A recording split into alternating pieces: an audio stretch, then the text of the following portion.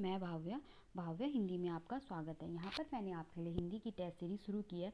यहाँ मैं आपके लिए प्रश्नों को लेकर आ रही हूँ जो आपके आगामी परीक्षाओं, पुलिस कांस्टेबल, पटवारी, लेखपाल, फौजदार में आपके लिए रिवीजन के तौर पर उपयोगी होंगे। यहाँ पर मैं आपको जो भी प्रश्नों को करवाती हूँ ये प्रीवियस ईयर प्रश्न किसी न किसी एग्जाम में पूछे जा चुके, तो अपनी प्रैक्टिस के लिए आप इन्हें जरूर देखें और जितना ज़्यादा हो सके उतना ज़्यादा प्रश्नों की प्रैक्टिस कीजिए। अब आपके एग्ज़ाम होने में बहुत कम टाइम रह गया है, तो जितना ज़्यादा हो सके उतना ज़्यादा से ज़्यादा प्रैक्टिस करते रहिए। तो आइए शुरू करते हैं आज की टेस्ट सीरीज। पहला प्रश्न है हमारा, निम्न में से संकर शब्दों का चयन कीजिए। यहाँ पर आपको 4 शब्द दे रखे, इनमें बताना है कौन सा संकर शब्द है। पहला दे रखा है पगड़ी, दूसरा है दवा, तीसरा है पानदान, चौथा है मेज। ठीक है, तो यहाँ पर आपको बताना है संकर शब्द। संकर शब्द क्या होते हैं? दो भिन्न भाषाओं से मिलकर बने शब्दों को हम बोलते हैं संकर शब्द। ठीक है, तो यहाँ पर पगड़ी भी नहीं है हमारा, दवा भी नहीं है और मेज भी नहीं है, तो इसका सही जवाब है हमारा पानदान। ठीक है, पान और पान धन दान। ठीक है, तो दो भिन्न भाषाओं से मिलकर बन गए शब्द, मिल गए ना ये शब्द, तो इनको हम क्या बोलते हैं? संकर शब्द। तो इसका सी जवाब सही है। अगला है, डैश वे शब्द होते हैं जिनमें लिंग वचन कारक काल पक्ष के कारण परिवर्तन होता है। ठीक है, तो आपको ऐसे शब्द बताने हैं जिसमें लिंग वचन कारक काल पक्ष इन सभी के कारण क्या होगा? परिवर्तन होगा। पहला दे रखा है विकारी, दूसरा है कारी, तीसरा है अविकारी और चौथा है इनमें से कोई नहीं।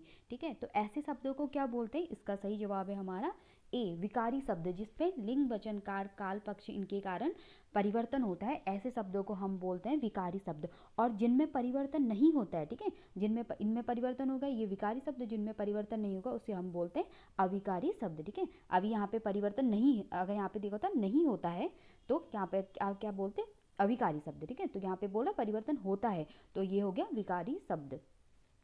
अगला है आँख के पर्यायवाची हैं। यहाँ पर आपको बताना है आँख का पर्यायवाची शब्द क्या होते हैं। पहला दे रखा है चक्षु, दूसरा है लोचन, तीसरा है दृग और चौथा है उपयुक्त सही। ठीक है, तो क्या होते हैं आँख के पर्यायवाची शब्द? ये तीनों सही है, तो इसका सही जवाब है हमारा डी, उपयुक्त सभी। चक्षु भी, लोचन और दृग ये क्या है?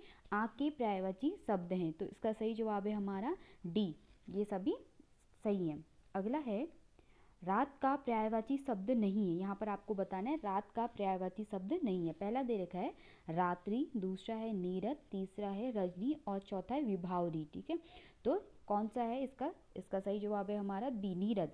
नीरद जो है रात का पर्यायवाची शब्द नहीं है। नीरद किसका होता है? बादल का। रात्रि, रजनी और विभावरी ये क्या है? हमारे रात के पर्यायवाची शब्द। और नीरद क्या है? नीरद होता है हमारा बादल का पर्यायवाची शब्द। अगला है आविर्भाव का विलोम शब्द है। यहाँ पर आपको बताना है आविर्भाव का विलोम शब्द क्या होगा। पहला दे रखा है तिरोभाव, दूसरा है भाव, चौथा है वीरभाव और तीसरा है विभाव और चौथा है इनमें से कोई नहीं। तो आविर्भाव का विलोम शब्द क्या होगा? इसका सही जवाब है हमारा ए, आविर्भाव का तिरोभाव। अगला है सु उपसर्ग का उदाहरण है। यहाँ पर आपको बताना है सु उपसर्ग का उदाहरण क्या है।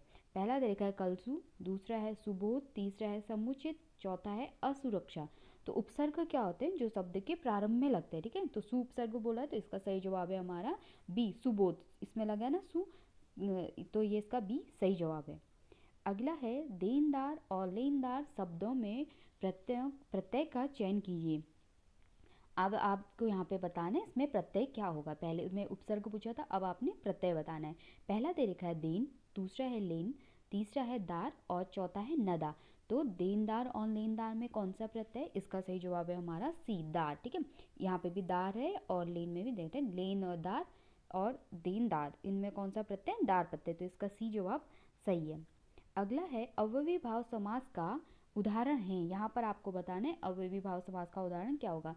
पहला दे रखा है यथाविधि, दूसरा है रातों रात, तीसरा है यथाशक्ति और चौथा है उपरोक्त सभी। तो कौन सा है अव्ययी भाव का समास? इसमें कौन सा उदाहरण है? इसका सही जवाब है हमारा डी, उपरोक्त सभी। ठीक है, यथाविधि में रातों रात और यथाशक्ति इन सभी में क्या है? अव्ययी भाव समास है, तो इसका सही जवाब है डी। अगला है सही युग्म का चयन कीजिए। यहाँ पर आपको बताना है कौन सा युग्म सही है। पहला दे रखा वह अच्छा लड़का है, गुणवाचक विशेषण। ठीक है, ये बताया कि वह अच्छा लड़का, इसमें क्या है? गुणवाचक है। अगला है इस साल कम उपज हुई है। ठीक है, तो ये भी क्या है? गुणवाचक विशेषण। और तीसरा है उनको आने में अभी 7 दिन शेष हैं। इसमें बोल रखा है परिमाणवाचक विशेषण, चौथा है इनमें से कोई नहीं। तो सही युग्म कौन सा है? इसका सही जवाब है हमारा ए, वह लड़का, वह अच्छा लड़का है। तो ये क्या है? गुणवाचक विशेषण। इसकी क्या विशेषता बता रही है कि लड़का कैसा है? अच्छा है। तो उसकी गुणों की विशेषता बताई जा रही है ना, तो ये सही जवाब। अब यहाँ पे क्या बोल दिया? इस साल कम उपज हुई है, ठीक है, इसमें बोल दिया गुणवाचक विशेषण, तो इसमें कोई गुण है? इस साल कम उपज हुई है, ठीक है, तो यहाँ पे क्या हो गया? कम हो गया, तो क्या परिणाम, ठीक है, तो ये गुणवाचक विशेषण, ये इसका गलत जवाब है। उनको आने में अभी 7 दिन शेष हैं, ठीक है, इसका क्या बोलते हैं? उनको आने में अभी 7 दिन शेष है, इसमें भी क्या बोलते हैं? परिमाणवाचक, तो ये दोनों गलत है। इसका सही जवाब है हमारा ए, वह अच्छा लड़का है, क्या है? इसमें गुणवाचक विशेषण है। अगला है निम्न में से संकेतवाचक वाक्य को चुनिए। यहाँ पर आपको बताना संकेतवाचक वाक्य कौन सा है। पहला है आप काम करते हैं, दूसरा है यदि वर्षा होती तो फसल होती, तीसरा है राम स्कूल जाता है, और चौथा है इनमें से कोई नहीं, ठीक है। तो आपको बताना संकेतवाचक वाक्य, हमें किस वाक्य में हमें संकेत मिल रहा है, तो इसका सही जवाब है हमारा बी, यदि वर्षा होती तो फसल होती है। क्या ना, अगर बारिश होगी तो फसल अच्छी होगी, तो हमें यहाँ पे क्या बोल रहे हैं? संकेत में ना, संकेत दे रहे हैं हम कि अगर ऐसा होता तो ये होता, तो इसका सही जवाब है हमारा बी। अगला है अल्प विराम का चिन्ह है। यहाँ पर आपको बताना है कौन सा अल्प विराम का चिन्ह है, तो इसका सही जवाब है हमारा डी, अल्प विराम, ठीक है, ये हो गया हमारा अल्प विराम, ठीक है। ये पहला कौन सा हमारा? पूर्ण विराम, दूसरा है प्रश्नवाचक, और तीसरा है अपूर्ण विराम, ठीक है, तो इसका सही जवाब है हमारा डी। अगला है नींव का पत्थर होना मुहावरे का अर्थ है। यहाँ पर आपको बताना नींव का पत्थर होना मुहावरे का क्या अर्थ होगा। पहला है पत्थर का नींव, दूसरा है ईंट का नींव, चौथा है मुख्य सहायक होना, तीसरा है मुख्य सहायक होना, और चौथा है मजबूत मकान होना। तो नींव का पत्थर होना, इसका सही जवाब है मुख्य सहायक होना, ये मुहावरे का अर्थ है। अगला है सुमन के लिए काला अक्षर भैंस बराबर है, वाक्य में रेखांकित पद का अर्थ है। यहाँ पर आपको बताना कि क्या बोला जा रहा है कि सुमन के लिए काला अक्षर है, ठीक है, तो क्या रेखांकित पद है हमारा? काला अक्षर, ठीक है, तो इसके लिए क्या अर्थ होगा? पहला दे रखा है शिक्षित, दूसरा है अनपढ़, तीसरा है अधिक पढ़ा, और चौथा है विद्वान, ठीक है। तो हम किसे बोलते हैं? काला अक्षर भैंस बराबर, इसका सही जवाब है बी, अनपढ़ होना, ठीक है, कि अनपढ़ के लिए काला अक्षर भैंस बराबर, उसको कुछ पता नहीं चलेगा, तो इसका बी सही जवाब है। अगला है निम्नलिखित में से कौन सा उपन्यास प्रेमचंद द्वारा रचित नहीं है। यहाँ पर आपको बताना है चार उपन्यास, चार आपको दे रखे, इनमें से बताना कि कौन सा प्रेमचंद द्वारा नहीं लिखा गया, ठीक है। पहला है राग दरबारी, दूसरा है रंगभूमि, तीसरा है कर्मभूमि, और चौथा है गबन, ठीक है। तो कौन सा है जो प्रेमचंद द्वारा रचित नहीं है? इसका सही जवाब है हमारा ए, राग दरबारी जो है प्रेमचंद द्वारा रचित नहीं है। रंगभूमि, कर्मभूमि और गबन के हैं प्रेमचंद द्वारा रचित हैं। अगला है वर्तमान समय में संविधान द्वारा स्वीकृत भाषाओं की संख्या है। यहाँ पर आपको बताना है अभी हमारे वर्तमान समय में संविधान में कितनी भाषाओं की संख्या कितनी है, ठीक है। पहला दे रखा है हमें 14, दूसरा दे रखा है 22, तीसरा है 20, और चौथा है 26, ठीक है। तो अभी इसका सही जवाब कौन सा है? वर्तमान समय में कितनी भाषाएं हैं? इसका सही जवाब है हमारा बी, 22 भाषाएं, ठीक है। और मूल संविधान में कितनी भाषाएं थी?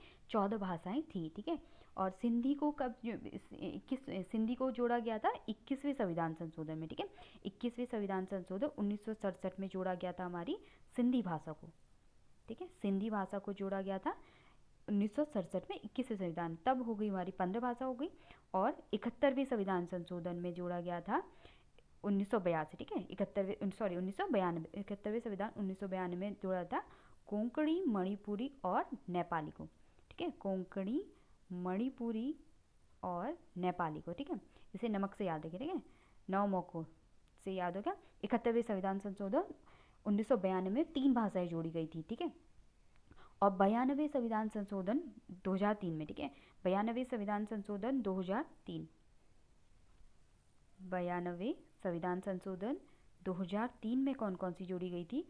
बोडो, डोगरी, मैथिली और संथाली, ठीक है। 21वें संविधान संशोधन 1967 में अनुसूची कौन सी होगी, 8वीं अनुसूची में सिंधी भाषा को जोड़ा था। 71वें संविधान संशोधन 1992 में जोड़ी थी कोंकणी, मणिपुरी, नेपाली। 92वें संविधान संशोधन 2003 में क्या को जोड़ी गई थी, बोडो, डोगरी, मैथिली, संताली। ठीक है, तो अब इनकी संख्या कितनी होगी, 22 होगी। ठीक है, मूल संविधान में 14 और जब ये भाषाएं जोड़ दी तो इनमें कितनी होगी, 22 भाषाएं। तो वर्तमान समय में संविधान द्वारा स्वीकृत भाषाओं की संख्या कितनी है, 22।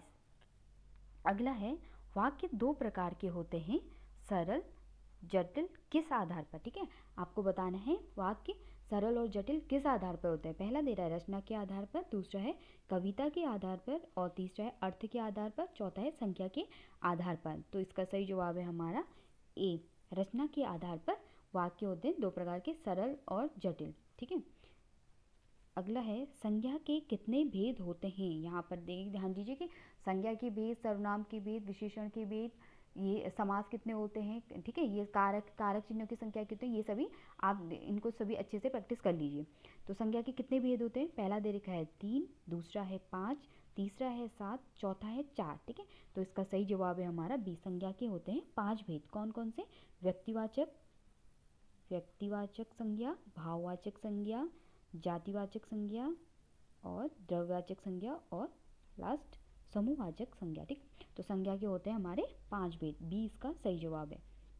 अगला है, हिंदी भाषा में कितने प्रकार के वचनों का प्रयोग किया जाता है। यहाँ पर आपको बताना है कि वचन कितने प्रकार के होते हैं। पहला दे रखा है 1, दूसरा है 2, तीसरा है 3, चौथा है 4। तो हिंदी भाषा में वचन कितने प्रकार के होते हैं, इसका सही जवाब है हमारा बी, 2 प्रकार के, एक वचन और बहुवचन।